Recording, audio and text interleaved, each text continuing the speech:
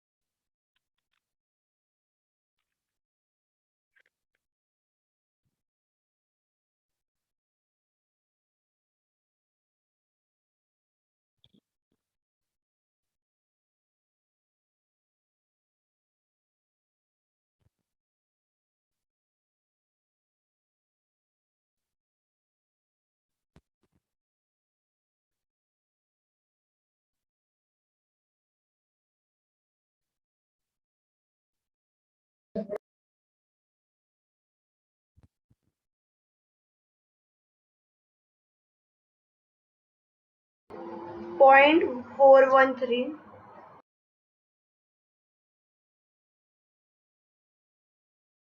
काय?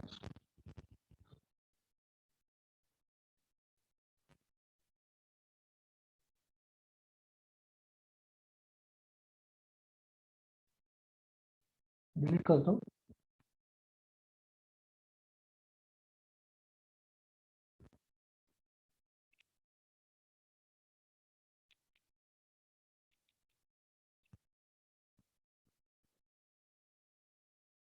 बघा 0.1132 molal solution म्हणजे हे कॉन्सन्ट्रेशन दिलंय of a substance boils at, म्हणजे हा T0 दिलाय, नाही टी दिलाय, कारण मोलल सोल्युशन आहे त्याचा बॉइलिंग पॉईंट सांगितलाय, म्हणजे तो T0 नाहीये, नुसता टी आहे. त्याच्यानंतर कॅल्क्युलेट मोलल इलिव्हेशन कॉन्स्टंट, म्हणजे केबी कॅल्क्युलेट करायचं आहे of water if boiling point of water is दिलेला आहे, म्हणजे हा T0 आहे. काय करणार?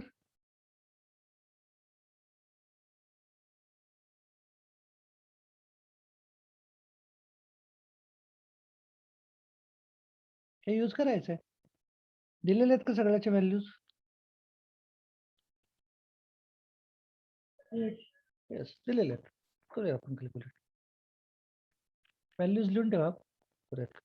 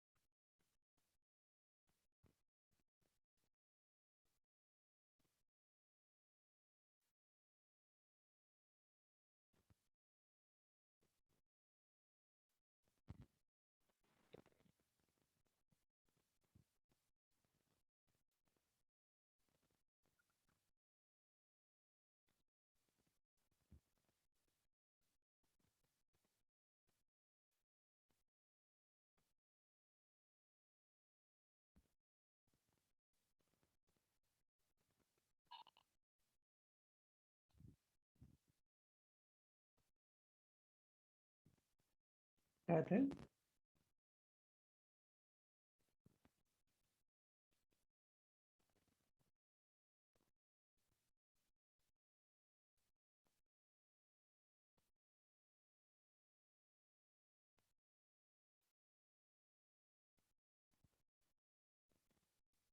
0.53.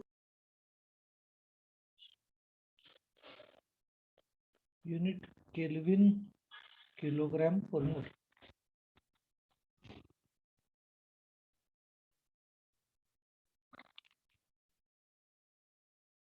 डिलीट करतो.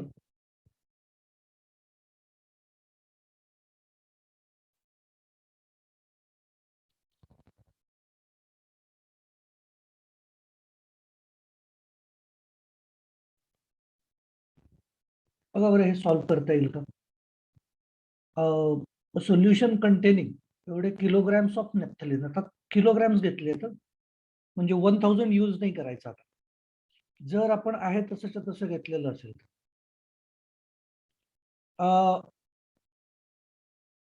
किलोग्रॅम मध्येच घेतलेलं आहे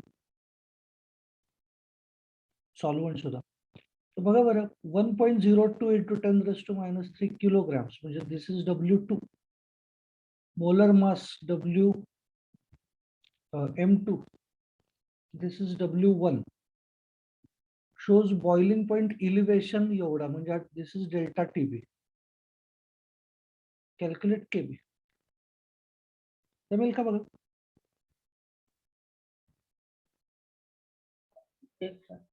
फक्त काय करायचं आपल्याला 1000 यूज नाही करायचं आता, कारण W1 आपण ऑलरेडी किलोग्रॅम्स मध्ये घेतलेलं. मोलर मास 128 ग्रॅम पर मोल आहे, म्हणजे याचं सुद्धा ग्रॅम घेतलं पाहिजे. ओके, ग्रॅमला ग्रॅम ते कट होतील, सो याला ग्रॅम मध्ये कन्वर्ट करा, पण याला नका करू. जर याला कन्वर्ट केलं ग्रॅम्स मध्ये 1000 यूज करायचं आपल्या इक्वेशन मध्ये, अदरवाईज नाही करायचं. फ्रीजिंग पॉईंटचे आपण सॉल्व्ह करू प्रॉब्लेम.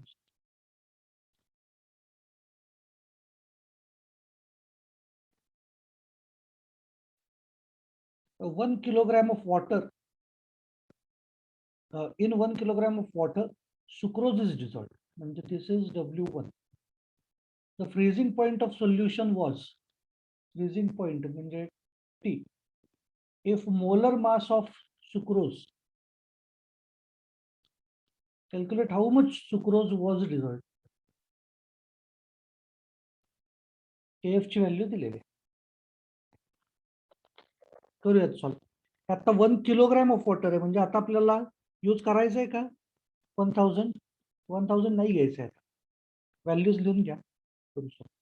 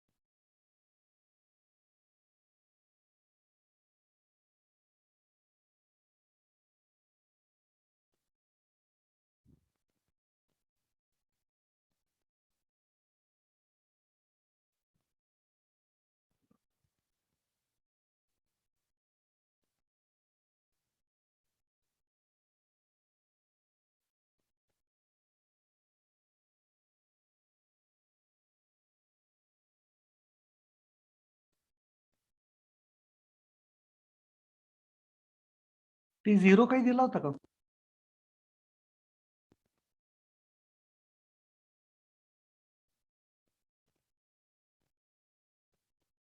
पण तो आपल्याला माहिती आहे काय असतो.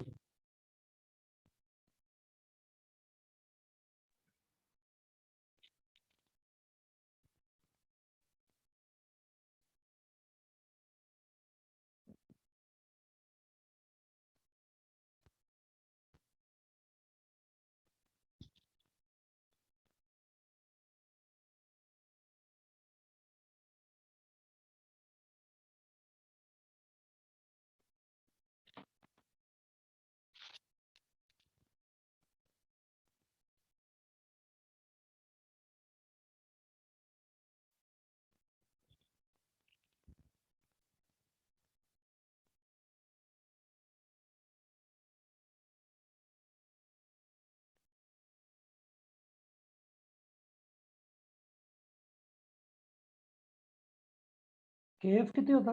1.86 होता होता. Yes.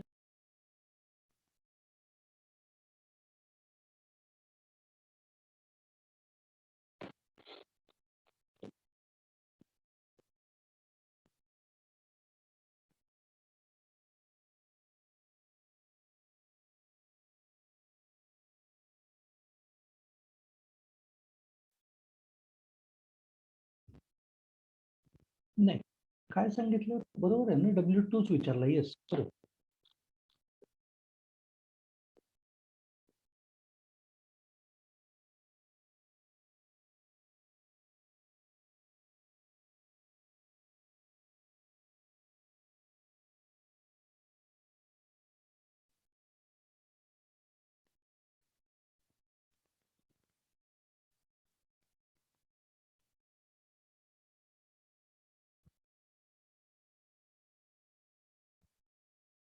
किलोग्राम आहे म्हणून मी 1000 नाही यूज करत आहे. किंवा मग सरळ सगळ्याला ग्रॅम्स मध्ये कन्वर्ट करून द्यायचं, म्हणजे मग आपलं फॉर्म्युला सेम राहील.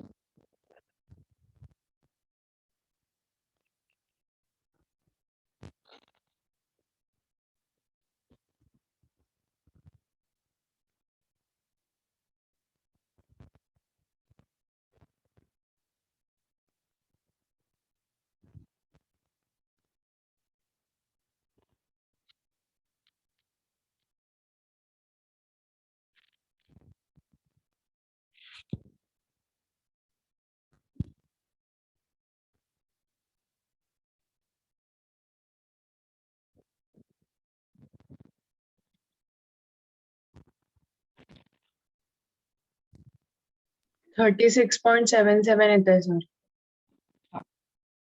36.7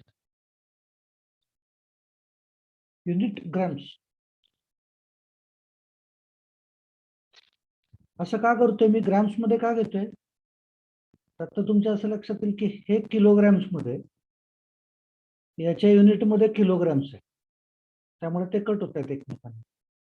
म्हणजे याच्या युनिट मधलं जे ग्रॅम पर मोल आहे, त्यातला ग्रॅम आपल्याला इकडे लागणार.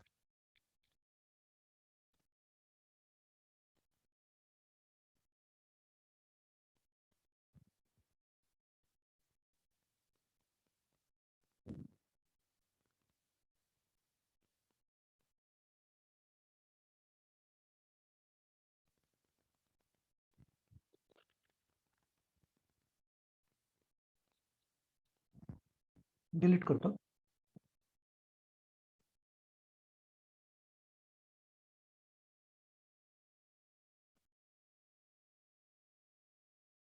नेक्स्ट बघा बरं.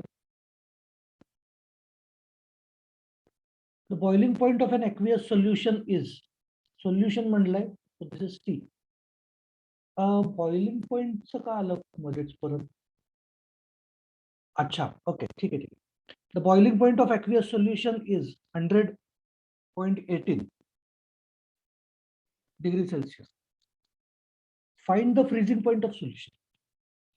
वेगळंच आहे बघा काहीतरी एक्झाम्पल. बॉइलिंग पॉइंट दिलाय, फ्रीजिंग पॉइंट आयडेंटिफाय करायचं.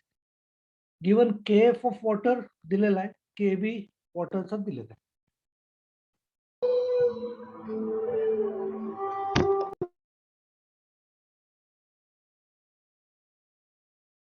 मेन्शन करून ठेवा, आपण सॉल्व्ह करायचं ट्राय करू.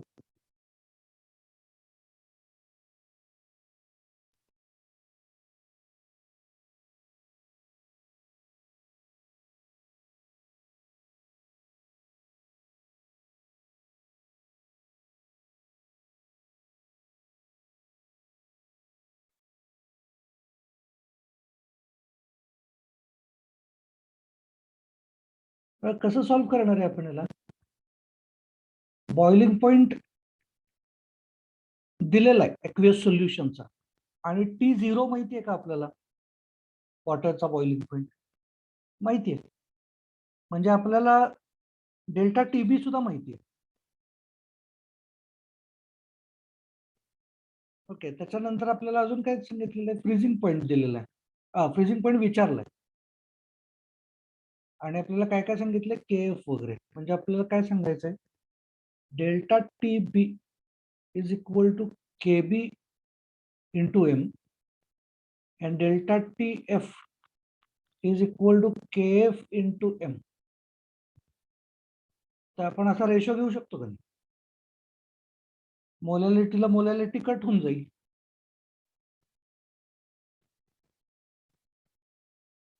एक गोष्ट माहिती आहे आपल्याला, डेल्टा TF कॅल्क्युलेट करता येईल ना? Yes. आणि डेल्टा TF मधला फ्रीजिंग पॉईंट 0 डिग्री आहे सॉल्व्हंटचा, म्हणजे आपल्याला आपोआप त्यातला सोल्युशनचा फ्रीजिंग पॉईंट काढता येईल. या लाईनवरती जायचं. बघूया, व्हॅल्यूज लिहून ठेवा, आपण सॉल्व्ह करू.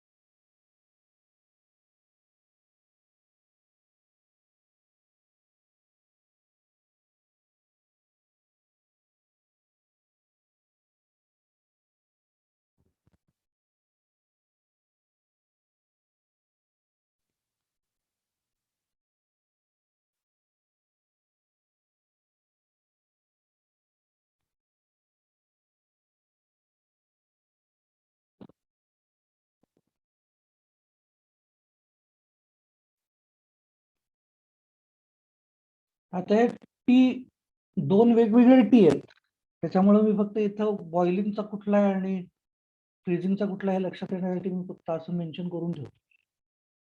तर हे सोल्युशनचे बॉइलिंग पॉईंट्स आणि freezing points.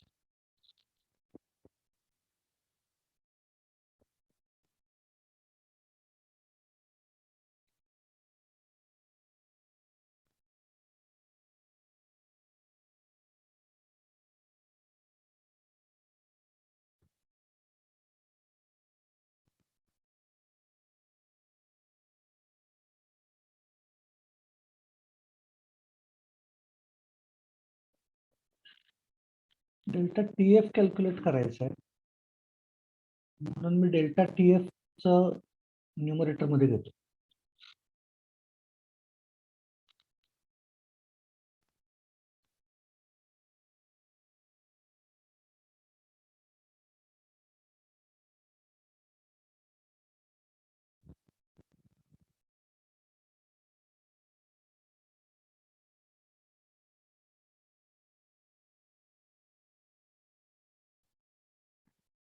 Okay, 1.86 divided by KB multiplied by delta TB.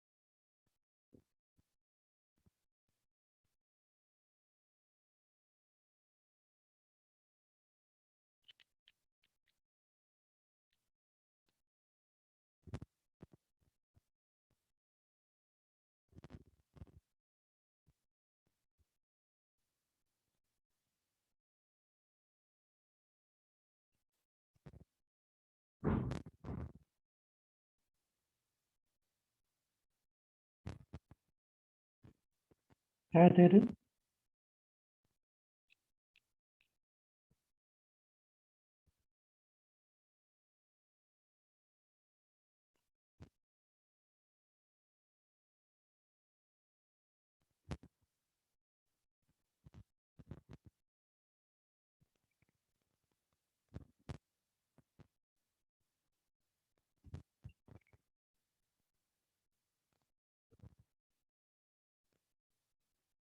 तर 0.643 आलं माझं. हा बरोबर. 0.643 केल्विन. हा डेल्टा TF आहे. आपल्याला TF कॅल्क्युलेट करायचं सांगितलं, म्हणजे boiling point of sorry freezing point of solution विचारलेलं आहे. म्हणजे आपल्याला काय सांगितलं पाहिजे, what is delta TF, that is equal to सॉल्व्हंटचा फ्रीजिंग पॉईंट मायनस सोल्युशनचा. सॉल्व्हंटचा किती असतो freezing point? 0 degree Celsius, that is 273 minus TF is equal to 0.643.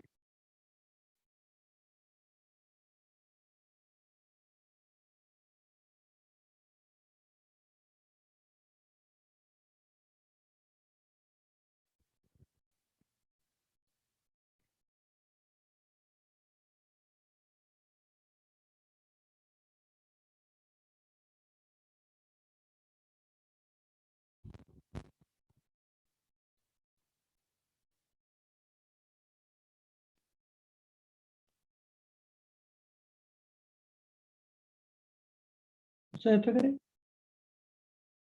Yes, sir. Yes sir. Okay. म्हणजे एवढं जर सेल्सिअस मध्ये मेन्शन करायचं असलं तर मायनस मध्ये येईल. मायनस 0. आलं पाहिजे हे 635 म्हणजे 65 म्हणजे 643. बरोबर आहे.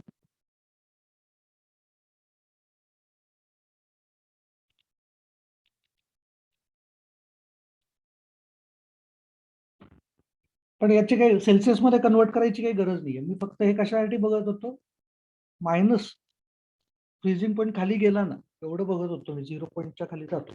बरोबर चाललंय. ओके, डिलीट करतो.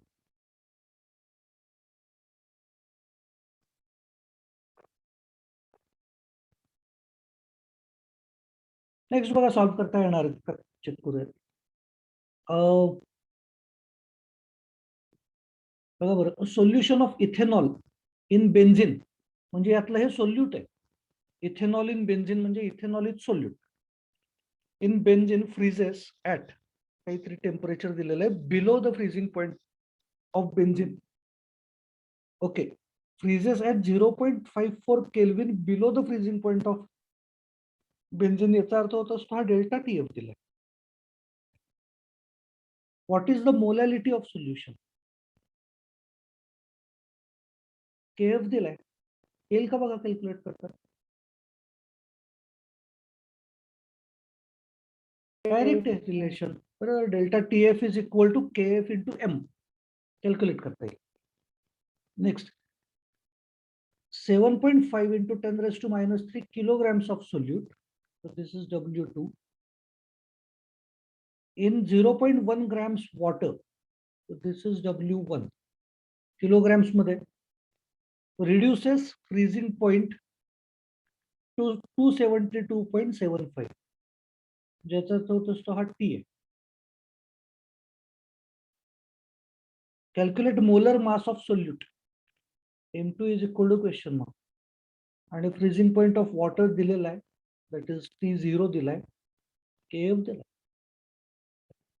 बघा बरं सगळ्या व्हॅल्यूज आहेत का आपल्या इक्वेशन मधल्या.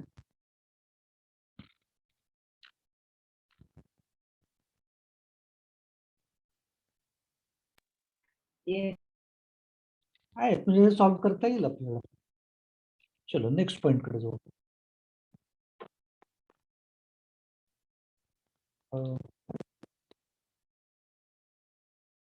ओके, ऑस्मोटिक प्रेशर ते बघूयात सगळं काय.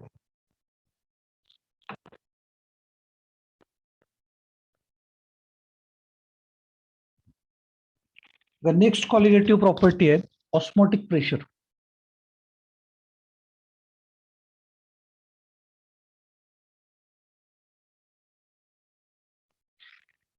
ही कन्सेप्ट समजण्यासाठी आधी त्यातल्या जे टर्मिनॉलॉजीज आहेत आणि त्यातले काही टिपिकल काही अर्थ आहेत ते सगळे आपण आधी समजून घेऊ आणि मग पुढे जाऊ.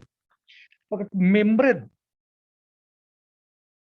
याचा अर्थ होत असतो आपल्याला काहीतरी एक स्क्रीन यूज करायची, दोन सॉल्व्हंट्स असतील, दोन सोल्युशन्स असतील किंवा एक सॉल्व्हंट एक सोल्युशन असेल, यांना सेपरेट करण्यासाठी जी स्क्रीन लावू आपण त्याला आपण म्हणणार आहे मेम्ब्रेन.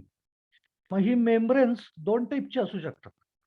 एक मेम्ब्रेन आहे त्याला आपण म्हणतो परमिएबल मेम्ब्रेन आणि दुसऱ्याला आपण म्हणत असतो सेमी परमिएबल मेम्ब्रेन.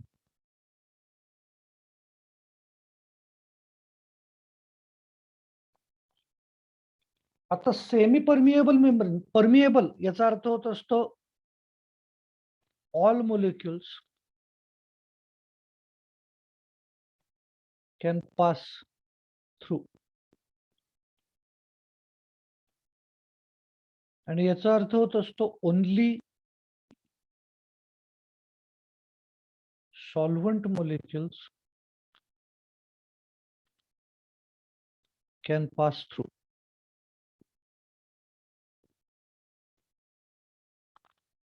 इम्पॉर्टंट आहे. आपण कुठल्या टाईपचं यूज करतोय मेम्ब्रेन त्याच्यावर डिपेंड असतं आपण नेमकं आपल्याला काय ऑब्झर्व करायचं. सेमी परमिएबल मेम्ब्रेन जर आपण यूज करत असलो तर याचा अर्थ आहे आपल्याला फक्त सॉल्व्हंट मोलिक्युल्सला पास करणं अलाउड आहे किंवा सॉल्व्हंट मोलिक्युल्सला पास होऊ देणं हे आपण चूज केलेला पार्ट आहे. आता हे आपल्या बॉडीमध्ये सुद्धा सगळीकडे जे दोन सेल्स असतात, दोन सेल्स मधलं जे सेपरेशन आहे, आपण पाणी पिलं समजा तर पाणी पिल्यानंतर ते पाणी ऍब्सॉर्ब कसं होत असतं बॉडीमध्ये किंवा एका सेलमधनं शेजारच्या सेलमध्ये वॉटर कसं ट्रॅव्हल करतं, तर that is through semi permeable membrane. त्याच्यामुळे फक्त सॉल्व्हंट एका सेलमधनं दुसरीकडे जातं. आपले जे सायटोप्लाझम, ER, मायटोकॉन्ड्रिया वगैरे असल्या सगळ्या ज्या गोष्टी असतात त्या एका सेलमधनं दुसरीकडे जात नाही. फक्त वॉटर एकाकडनं दुसरीकडे जाऊ शकतं. मग याचं रिझन, सगळ्या ज्या सेल्स असतात त्याचे जे सेल वॉल असते ती सेल वॉल हे सेमी परमिएबल मेम्ब्रेन्स असतात. सगळं आपल्या बॉडी मधली जी फंक्शनिंग चाललेलं असतं मोस्ट ऑफ द टाइम्स त्या त्या ठिकाणी सेमी परमिएबल मेम्ब्रेन्स वापरलेली असतात. ओके, त्याच्यामुळं लिव्हर असेल किंवा काही डायफ्रॅम्स असतील आपल्या बॉडीमधल्या, त्या सगळ्या या ज्या टिश्यूजच्या बनलेल्या असतात ते टिश्यूज हे नॉर्मली आपण डायरेक्टली सेमी परमिएबल मेम्ब्रेन म्हणून यूज करू शकत असतो. त्याचं एक एक्झाम्पल आहे पार्चमेंट पेपर म्हणलं जातं त्याला, पार्चमेंट पेपर एक एक्झाम्पल आहे एका सेमी परमिएबल मेम्ब्रेनचं. किंवा अजून एक आहे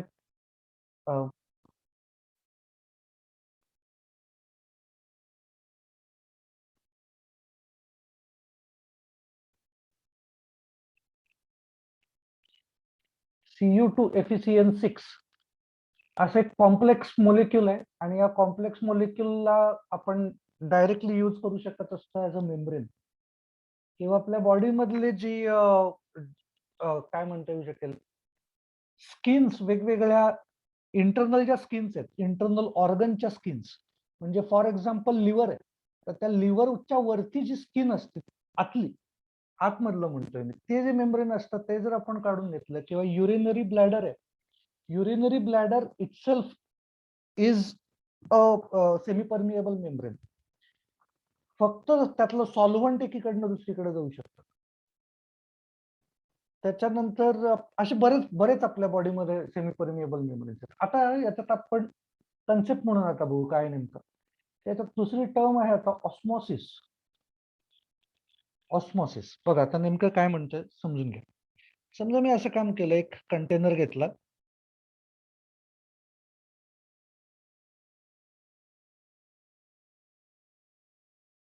डिवाइड करून टाकलं त्याला, हे मध्ये जे अटॅच करतोय that is semi permeable membrane. म्हणजे एका कंटेनरचे मी 2 भाग केलेत आणि हे मध्ये मी सेमी परमिएबल मेम्ब्रेन लावलेलं आहे. आता याच्यातनं पलीकडच्या कंपार्टमेंट मध्ये जायचं असेल तर फक्त सॉल्व्हंट मोलिक्युल्स पास होऊ शकतात, सोल्यूट मोलिक्युल्स जाणार नाही. ओके, आता काय होतंय बघू. समजा मी या एका साईडला फक्त सॉल्व्हंट ऍड केला,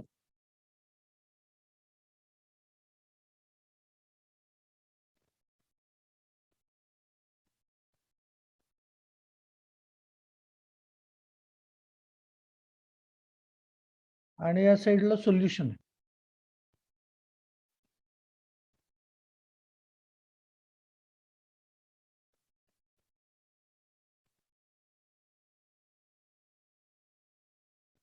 काय होणार आहे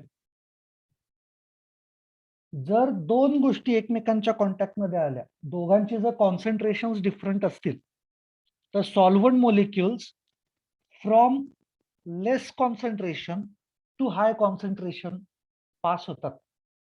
काय म्हणलं मी, जर दोघांची कॉन्सन्ट्रेशन डिफरंट असतील, कॉन्सन्ट्रेशन डिफरंट आहेत का बघा, इकडे फक्त सॉल्व्हंट आहे, इकडे सोल्युशन आहे, कॉन्सन्ट्रेशन वेगळं आहे का नाही, आहे वेगळं. तर अशा वेळेला काय होतं, solvent molecules parchment paper through म्हणजे सेमी परमिएबल मेम्ब्रेन थ्रू एका कंपार्टमेंट मधून दुसऱ्या कंपार्टमेंट मध्ये जातात. डिरेक्शन काय असते, from lower concentration to higher concentration. म्हणजे काय होणार आहे बघा, लोअर कॉन्सन्ट्रेशन कडनं हायर कॉन्सन्ट्रेशन कडे सॉल्व्हंट मोलिक्युल्स पास होतात. आता सॉल्व्हंट मोलिक्युल्स जर इकडे गेले तर सोल्युशनचं कॉन्सन्ट्रेशन कमी होईल का नाही.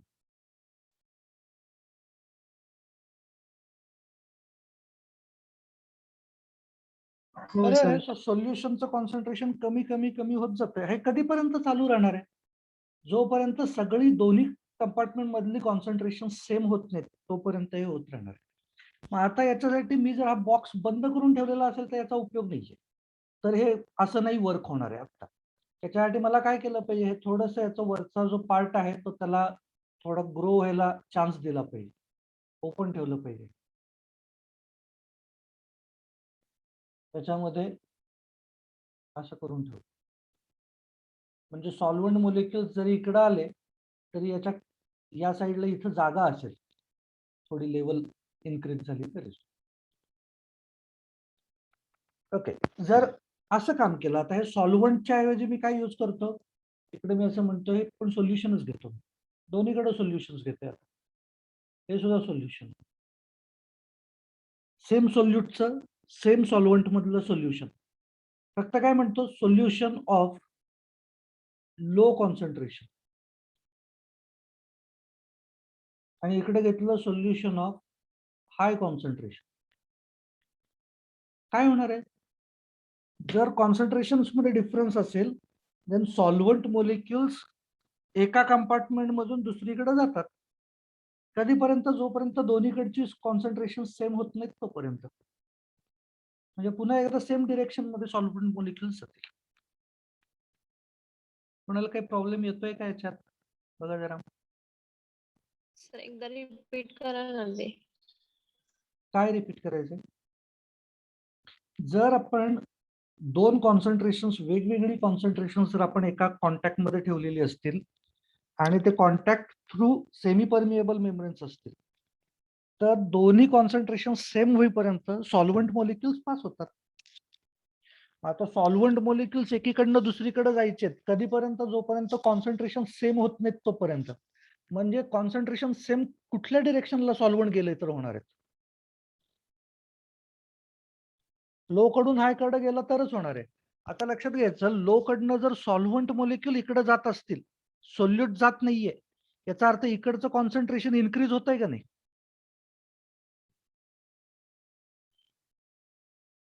सॉल्व्हंट मोलिक्युल्सनी जर कंपार्टमेंट चेंज केलं पण सोल्यूट तिथंच राहिलं तर इकडचं कॉन्सन्ट्रेशन वाढत जाईल की नाही. त्याच वेळेला इकडचं कॉन्सन्ट्रेशन कमी कमी होत जाईल. सो हे फास्ट मिळणार आहे आपल्याला. ऑस्मॉसिस प्रोसेस ही पटकन संपून जाणार आहे. लक्षात येते सगळ्यांच्या, हे काय काय बोलतोय मी ते. हो सर. हा बघा आता पुढे जाऊ. एक मिनिट आपल्या बुकलेट मध्ये काही ड्रॉ करायचे का बघू. Yes okay. सो हे इथं आपल्याला काढायचंय. डायग्राम काढा. 2 दाखवतो.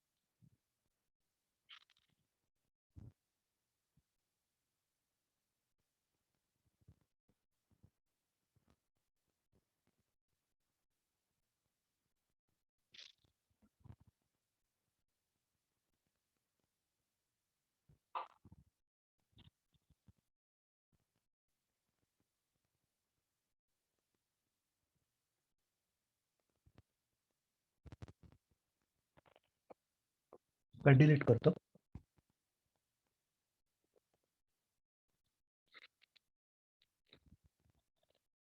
एकच मिनिट हा, मला फक्त चेक करू द्या अजून किती राहिलंय, म्हणजे आता किती कव्हर करायला बरं पडेल.